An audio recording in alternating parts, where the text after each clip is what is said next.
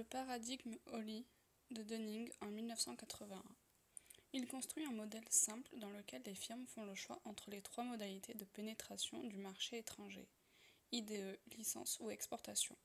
Ce choix s'effectue sur la base des trois types d'avantages qu'une firme doit posséder pour s'internationaliser et résumés par le paradigme Holly.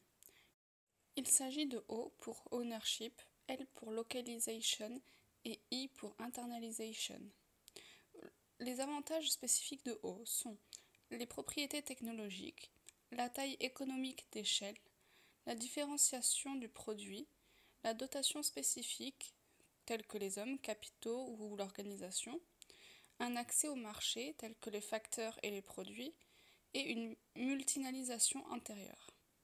Les avantages à la localisation, elles, sont la différenciation des prix des inputs, la qualité des inputs, un coût de transport et de communication, une distance psychique telle que la langue et la culture, une distribution spatiale des inputs et des marchés et une possibilité d'entente.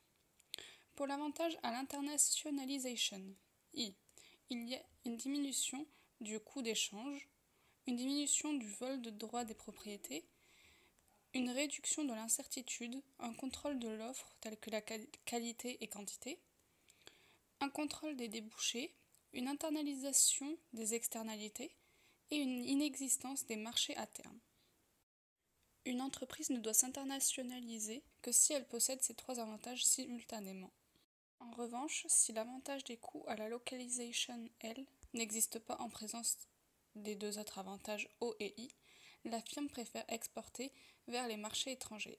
Si elle ne détient qu'un avantage au niveau de l'industrie O, la vente de licence sera le choix le plus favorable.